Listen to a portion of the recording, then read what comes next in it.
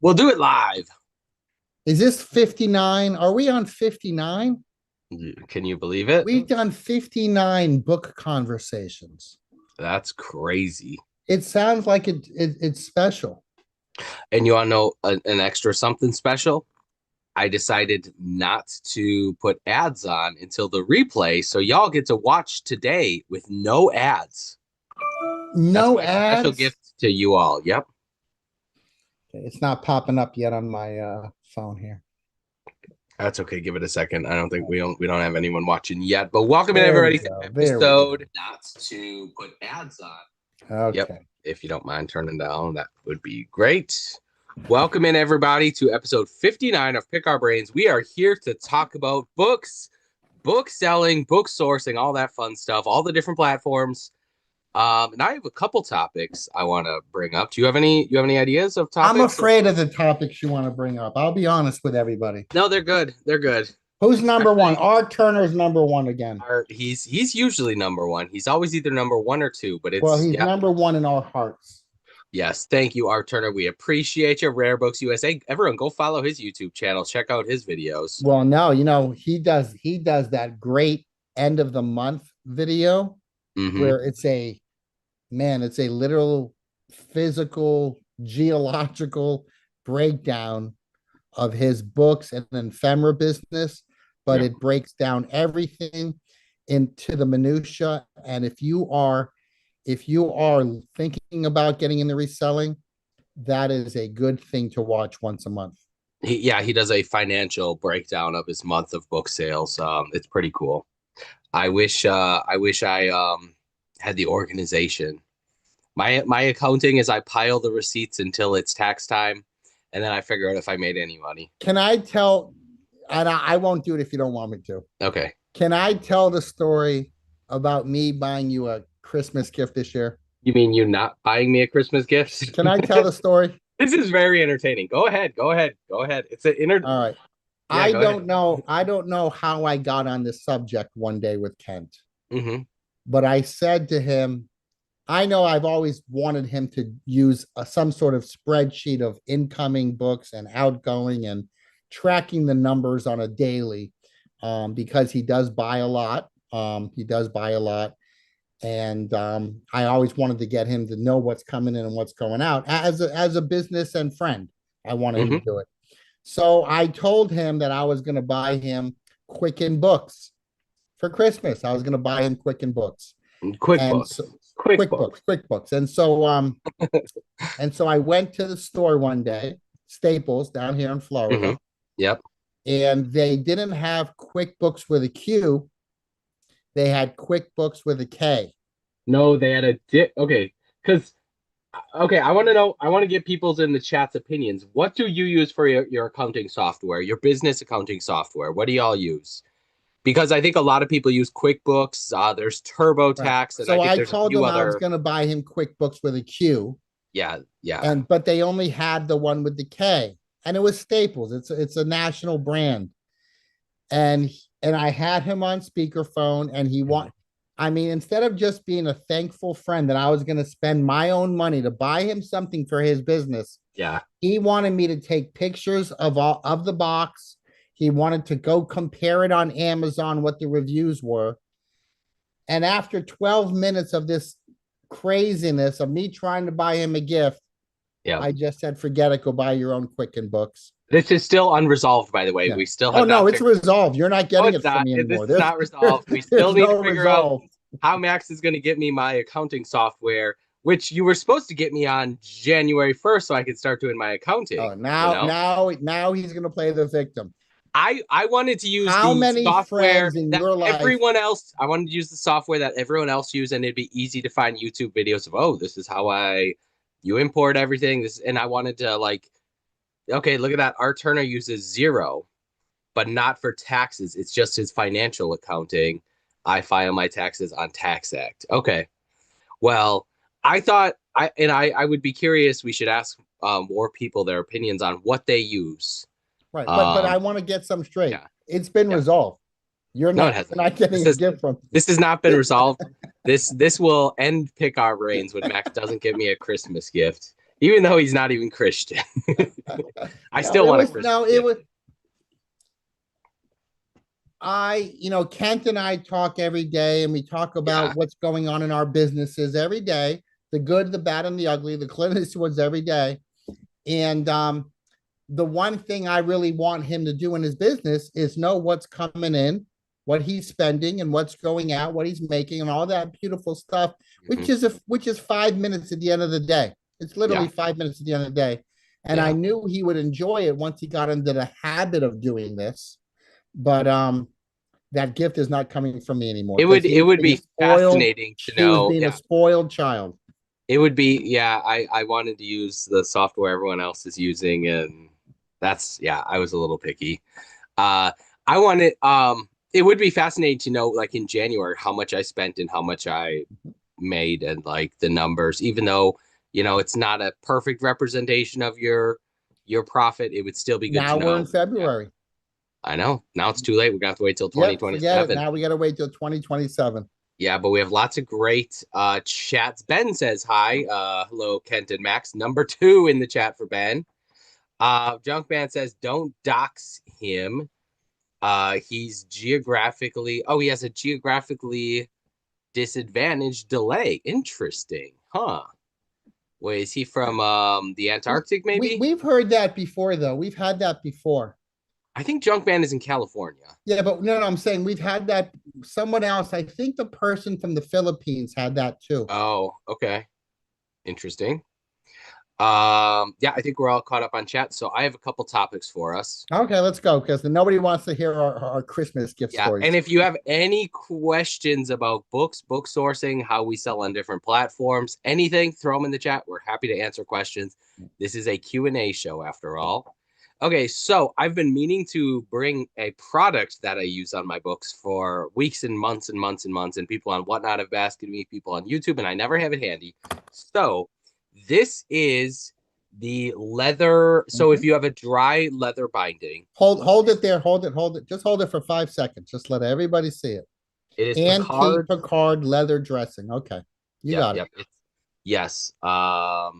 So this is what I use. I had some fancy product out of Italy that I used for years. Oh, and look at this. This is made in Green Bay, Wisconsin. Very cool Wisconsin product. So I had a fancy product that I made in Italy, but they stopped producing it. And I asked the distributor in the US, I think it was Monte Cristo's Rare Books. He was the one that sold it in the US. I asked him what he suggested, and this is what he suggested on his leather books. And I've been using it for probably 5 years, and it worked great. The way I use it, I eventually I will do a video on how I use it, and I don't know if I'm using it properly. I think I am, but I just use my finger. You can use a towel and like get it's mine's almost empty, but it's But like a yellow. your books always look stunning when you show them on Yes, camera. So yes. you are using it right. You don't have to worry about that. And yes, and a few other things is like people ask like how often do I do it and do I need to do it? I would say just if the leather is a little dry, then you can do it. And actually, it really helps clean up your leather books if they're a little bit scuffed and stuff. It's just like polishing a wood table that has Mhm. scratches and stuff. You put some pledge on it, and it cleans it up, makes it shine. So, this is what I use. I just put some on my finger and kind of rub it on the book. You could use a towel or a cloth as well to rub it on the book. And again, just do it on the leather spine in the corners or whatever parts are leather. And then I usually put a kind of a thicker layer and let it sit for a little bit, half an hour or an hour, and then wipe off the excess with a cloth. But the leather will absorb some of it. So that's why I put a little bit of extra on and then wipe off any extra when you're done. And again, I highly suggest this. This product is actually it's made for like horse tack, like leather jeans, leather jackets, and then I don't know if it's specifically made for books, but it works very well with books. Mhm. So yeah, that's what I use. There's my secret. And I don't know how many leather books I really use it on, unless the leather is dry. I'm trying to think. Here's a leather book I have. So this leather is a little bit dry. Actually, maybe I'll do a live There demonstration you on go. it. Do that right now. Yeah. Because it just kind of cleans up the leather. See, the leather's kind of a little dry along the bottom, maybe a little scuffed. So you put a little bit on your finger or a cloth. I suppose it's kind of weird that I use my finger, but it works great. Max, are you watching this? You got to see the live. Okay, see the bottom's a little dry. Rub a little bit of this on there and look at how clean that looks. It just kind of darkens the scuffed leather and makes it look nicer. Here, I'll do the Can you top. do the whole spine just so we can get a before and after? Sure, sure. So there's the spine. Looks a little bit dry and scuffed. You can see some scuffs. And give me a few seconds to do this.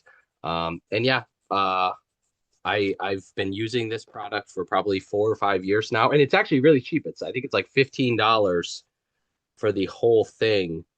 And it's lasted me years. So yeah, especially I would say especially with old leather Bibles, you want to use this if they need it. It just cleans it up, especially the scuffed areas. So yeah, there you go. Looks brand spanking new. Definitely it kind of darkens the scuffed areas. All right, hold it up one more time. All right, everybody in the chat, we're starting at $1, 10 seconds on the clock, 5 seconds on the rebid. Oh sure, yeah, we can auction it off. I don't even know what language it's in, like Swedish or Danish or Norwegian, one of those, you know.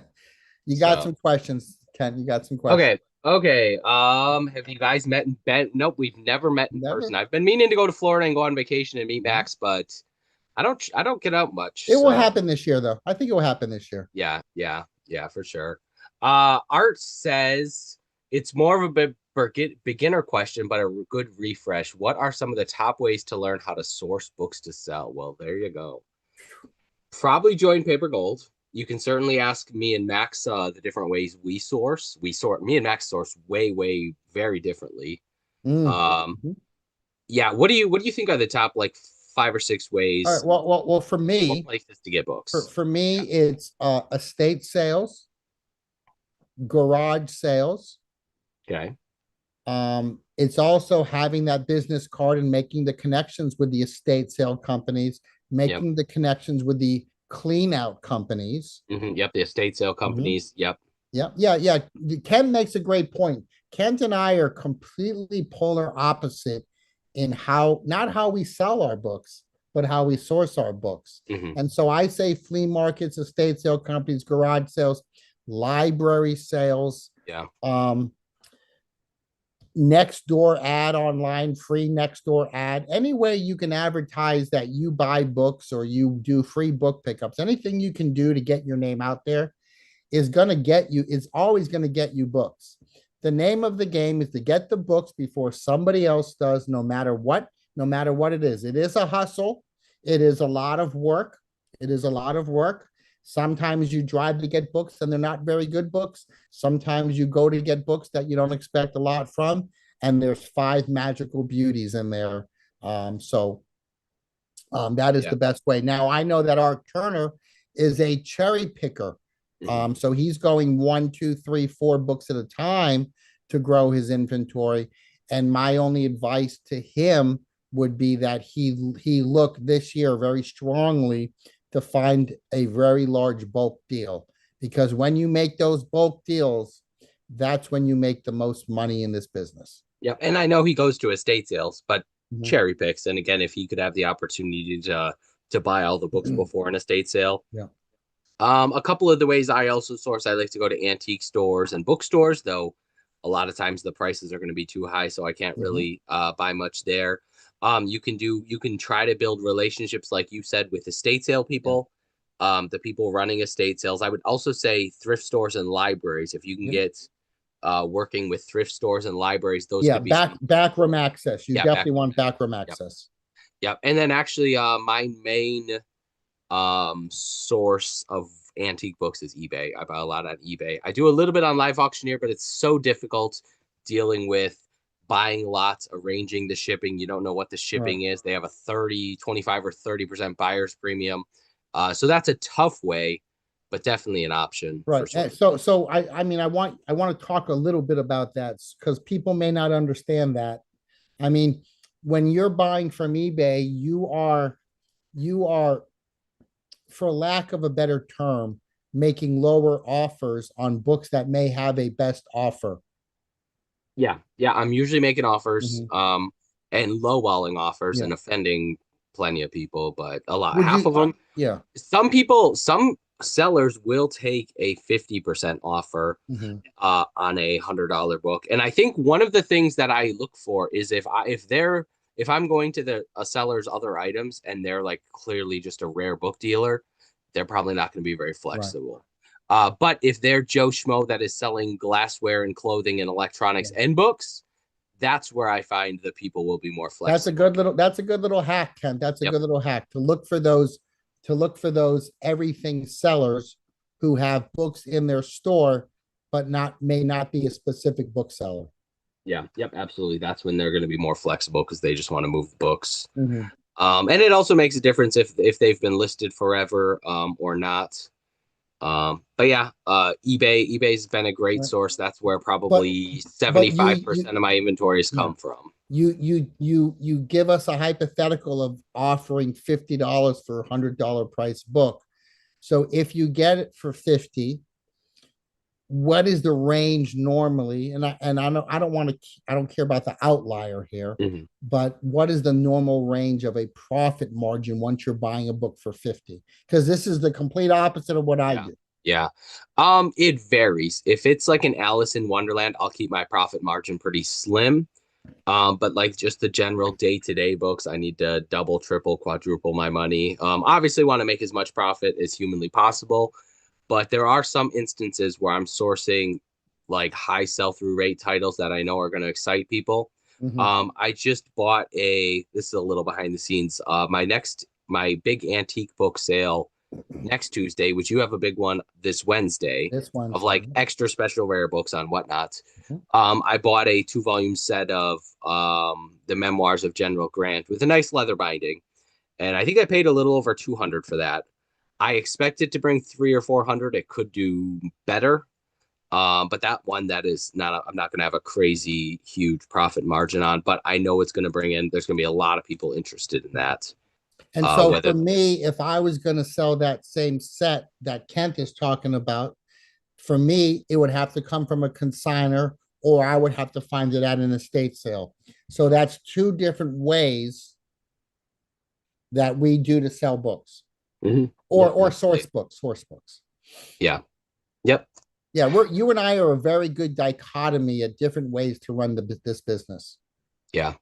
Yeah, I'm okay keeping my profit margins slim on certain really good high-end books that I know are going to bring a lot of. I view it as like a marketing ploy to bring in really good high-end books that Mhm. I might not make much profit on. We got STL Bookkeeper in the chat. He says, "Let's go paper Wardell is gold." here. Yep. We got Marty. He wants to know, do you peruse known sellers for stuff you think you can sell at good prices? Yep, absolutely. There's some sellers on eBay or local bookstores, all that stuff that I know are going to have good deals, and I'm always checking their inventory. There's one seller on eBay, Regan's Rare Books. He's been running some really beautiful high-end stuff on auction. And I've bought a few of his items um, because he starts them at $1 and they're like, $3, $4, $500 books. So, yep, Ben, it is made in beautiful Titletown, Wisconsin, beautiful Green Bay. Junkman says local auctions. Yeah, I used to go to auctions. But being in central Wisconsin, there's not too many estate auctions that have large collection of books.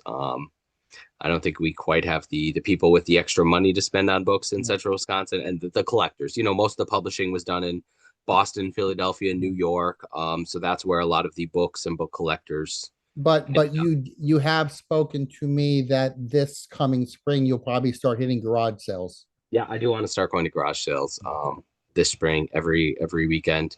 And actually, I am going to look at a book collection on Thursday this week. That should be interesting. It looks like a really cool. I think there's going to be like 20 shelves full We of talked about this last Yes, week. we did. Yes, we did. So next week I'll have an update for you. I'm nervous. It's a 2.5 hour drive. Very nice books. I think I would be willing to pay a couple $1,000 for the books, Why but do you say that? Why do you say that? You haven't even looked at them yet. I See what saw I'm up against. pictures. I saw pictures with some nice Victorian fine But bindings.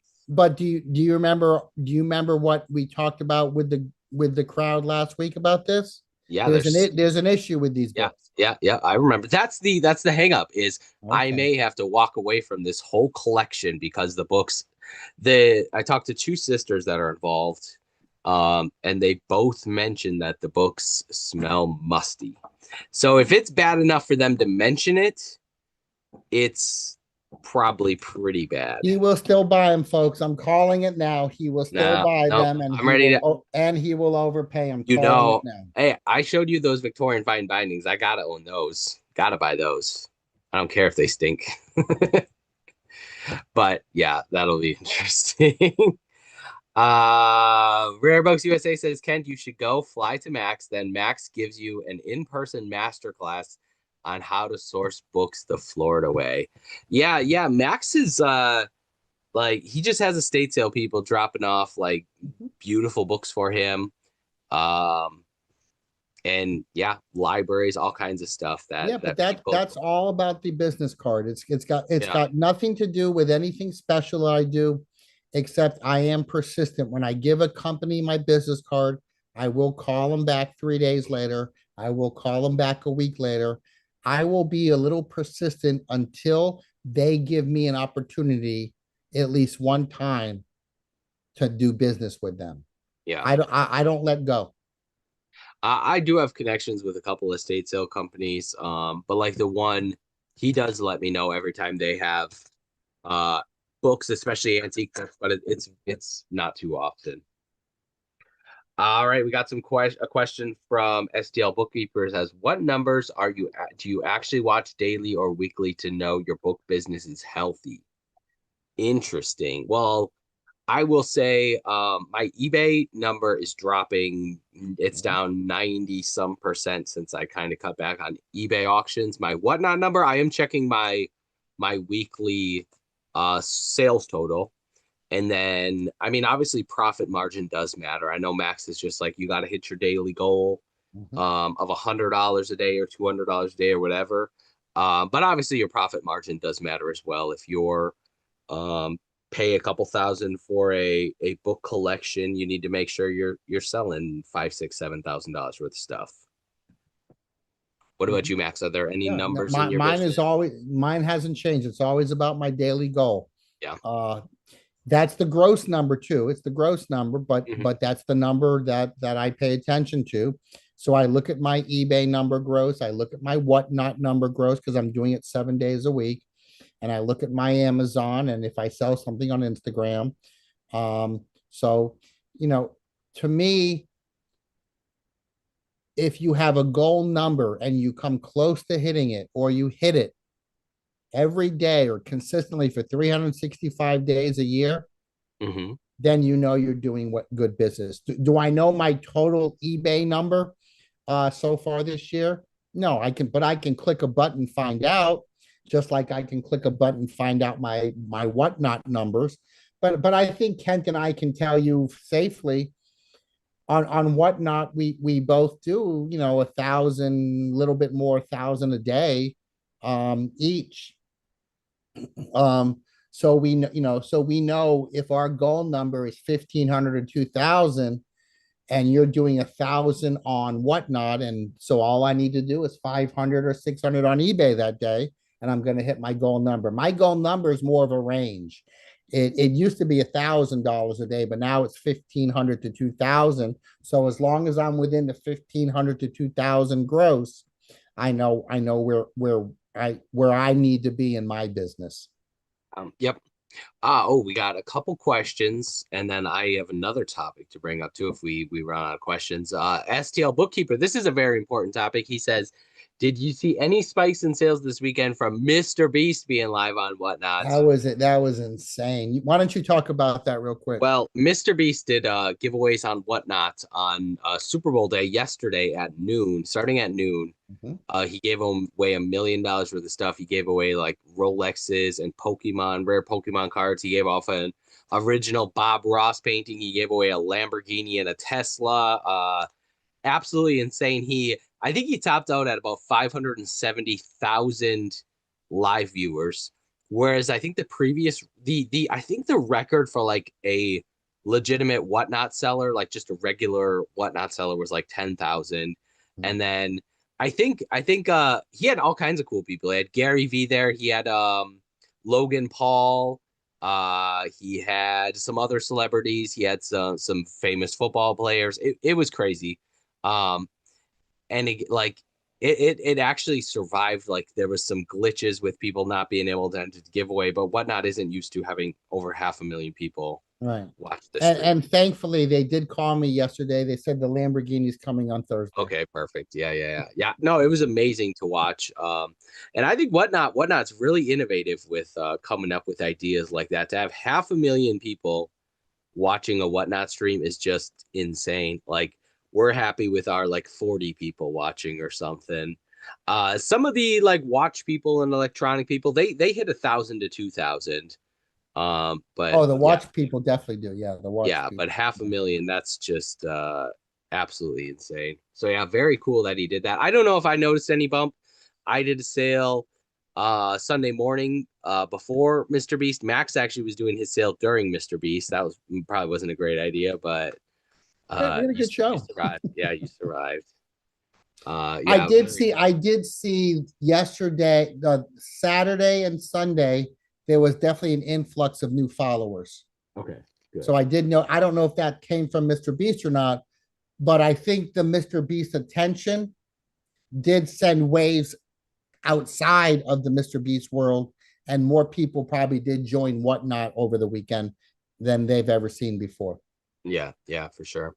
Ben wants to know, do you guys utilize Etsy? No, we do not, but a lot of people in the Paper Gold group use cross listers. Mhm. So if you're gonna post it on eBay, you can use a cross posting software that'll put on Etsy, AbeBook, Amazon, wherever the heck else you need it to be. So it's definitely a lot of paper golders have been having success with Etsy. I mean, it's nothing crazy, but as Yeah. if all you have to do is sign up for a program. I think they use Vendu to Mhm. cross post and click a bunch of buttons and pay a little bit, and you can get a sale or two a day. Right. If you build your inventory, it's probably Right. worth it. And what I would say in defense of that question is, Mhm. um, while we admire those who use Etsy, what Kent and I are doing on Whatnot is more of a volume game for Yeah, us.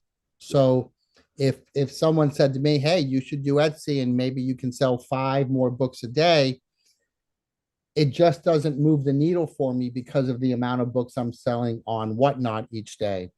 And so, Hmm. I mean, I just did a Whatnot show before here, and I think I sold 65 lots. So for me and for Ken, it's just, we love selling books, so we get a large influx of books in all the time. And so listing them and waiting for them to sell on eBay and Etsy is beginning to get a little less desirable than it used to be, say, 3, 5 years ago. Yeah. Speaking of which, I do have another topic that I think we Let's should talk go. about quickly. Is I signed up for Easy Lister, the AI listing software, to do my eBay auction listings. It's kind of cool. Easy Lister, all you do is upload your photos and you can set templates where it'll do the AI description, AI title, and it'll fill in your item specifics. And all you have to do is upload your photos. Now, I think for me, it works great because they're all in the antiquarian book category and they're all pretty similar. And I use 12 photos for every listing. So that makes it a little extra easy to do. But me taking my photos, and it took a little bit to learn the program, but I think in the future I will be able to take my 360 photos for my 30 books, click a few buttons, and have it generate 30 listings within like 2 minutes of clicking around and uploading my photos. Two at minutes at to do. 99 cents starting price auction. Yes, you can set the template. Now if you need to adjust the listing price or anything, it's going to take a little extra time. If you need to adjust the weights, that's going to take a Mhm. little extra time. But otherwise, I would have to sit there every day for my 30 listings and type up descriptions for an hour and a half, and then probably spend a couple hours typing them up, doing the titles, doing the item specifics, doing the descriptions. Where this will take 5 or 6 hours of work and it'll condense it into 20 minutes or less. Right. But we just went on a little bit of a rant about talking about how less desirable eBay is. So is this your way of getting back into eBay at 30 auctions a day? Not a day. My nephew is doing the pictures. I haven't taken any pictures for eBay listings in a while. Plus, I don't have I can't keep up with having 30 eBay good saleable eBay Right. books a day plus 40, 50, 60 whatnot books a day. I can't keep up sourcing that much good decent inventory at nice prices. So I think what I'll do is I will do eBay listings once a month or so and do 90 of them, and that'll be my keeping the eBay alive. I think it's obvious you're just not working hard enough. Exactly. I told you I am getting lazy. Now that I'm just doing whatnot, it's easy to get lazy with whatnot. All you gotta do is turn on your camera and sell books. Very simple. So yeah, AI listers. I'm gonna get Max. We're gonna be teaching Max how to use the AI lister. I know he pretends to not understand anything. So, but Max has the lister, and I think his lister should be using the AI technology, the That AI could work. lister, That could work. because you could probably use it to um do your titles in a certain way. You already have a standard copy paste for your descriptions. You basically say, hey, check out the photos. Right. So if it can do your titles, your copy paste description, and your um item specifics, it's a Hmm. huge time saver. And I'm still new to using Easy Lister, but I'll report back next week with more updates. I think it's gonna change my Yeah. eBay game. But So next week's going to be exciting because we're going to get the results of you going to that house mhm. with the musty books. Come in. Oh, we got a guest. We got a special guest. Who's the special Pick Our Brains guest? Kara's here. Hi, You're Kara. live on YouTube. Howdy. Um, I didn't know. so we're gonna get a result of that house Yeah. that you're going to, and I'm doing a house on Wednesday in Boca Raton. So we'll both be able to report our journeys of going to two estates. And I will say mine is more at this point, it's kind of more of a consulting to like talk to the family, give them an opinion, maybe make them an offer. It's not like they don't have a price in mind. I think they're still kind of wishy-washy, like maybe we should talk to an auctioneer. So it's a long trip for an Yeah, estate don't that don't say too much now because let's yeah. wait for the result because the result will be interesting to talk about the dynamics of your deal. And then Yeah. the dynamics of my deal are a lot different. Yeah. All right, here's a good question. JFed 1969 wants to know, good evening. How helpful is Instagram for a whatnot bookseller? Well, I know you use it to promote a lot of your shows, a lot of the cool Daily. items. Yep. Yeah, I do daily. as well. I've spent years building up my Instagram, and I will say one of the huge advantages that you'll find, John, is that a lot of the whatnot buyers and sellers are on Instagram, and you can reach them directly and say, "Hey, this is what I'm going to be selling this week." And you could probably reach new people. I'm attempting to use my YouTube and Instagram to bring new people to the platform. I don't know how many people I've brought in. I'm doing my best though. I want to drive uh, book collectors to whatnot, Mhm. and hopefully buying for me and not Max. Yeah. I do have one note to bring out to all paper golders. Okay. This Thursday is our quarterly Q&A show Mm-hmm. where the whole show is dedicated to questions and answers. And while you can just come to the Zoom call on Thursday night and ask a question, we do prefer that you put your questions ahead of time into the Discord, and then Thomas will read them out, and we will be answering those questions one after the other. But every quarter, 4 times a year, we do this type of show where it's all Q&A. So I know we have several paper golders in here, so I want to make sure they know it's the Q&A show this Thursday night. Yep, No, definitely no Clint Eastwoods this week. definitely a very important show to make it to if you Yeah. can. And it's Uh, not me answering all the questions, it's the members Yeah. networking with everybody else answering the questions. I'll answer what I can, but it's other people answering questions too. I just have a quick promotion.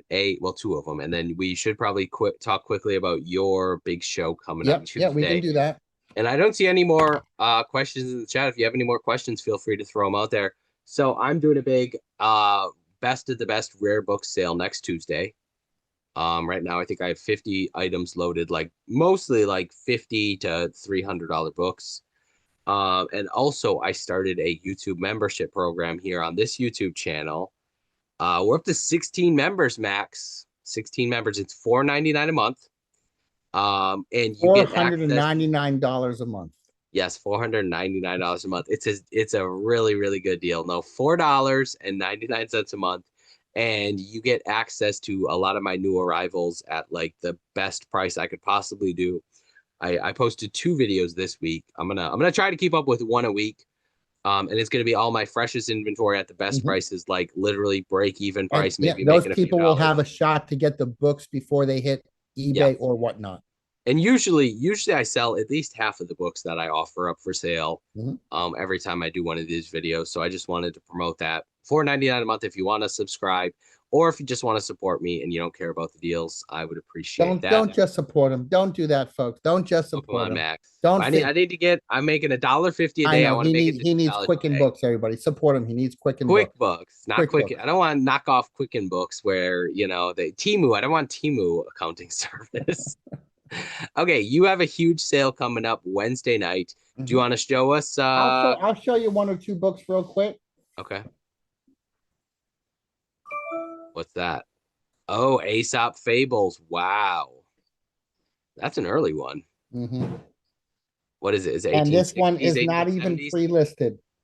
Oh, it's a So surprise it's lot. going to be live starting at $1. It's not even pre-listed. We also have this. You're going to love this, Ken. I know you've seen it before. Yep, the Alice. You got to figure out what date. You said 1880s. That's not. Is it 1880s? I'll have to look deeper for you. Okay. We'll get it. We'll get it for you. Okay. I mean, the just unbelievable. Yeah, it's a great copy of Alice. Just a great copy. So yeah, that is this Wednesday, 6 p.m. Eastern. You can bookmark that show on Whatnot, put a bookmark in it, but 6 p.m. Eastern. And we have about 35 books pre-listed, but I'll probably end up doubling that number with the mystery books I put up. So we'll do about 60 or 70 books all in all. Yeah, he is Common Ground Finds on Whatnot, and that show is starting Wednesday at 7 p.m. Eastern or 6 p.m. Eastern? 6 p.m. Eastern. 6 p.m. Eastern. Perfect. Excellent. I'm looking forward to that one. Ben wants to know, how much does the cross-listing software cost? I think Art Turner can answer that. Yeah, Art, can you answer that? I think it kind of goes in tiers. So like the cheapest plan, you can do up to 100 cross listings. But then if you pay more for a larger plan, you can do more. And if you do 100 listings, you cross post them.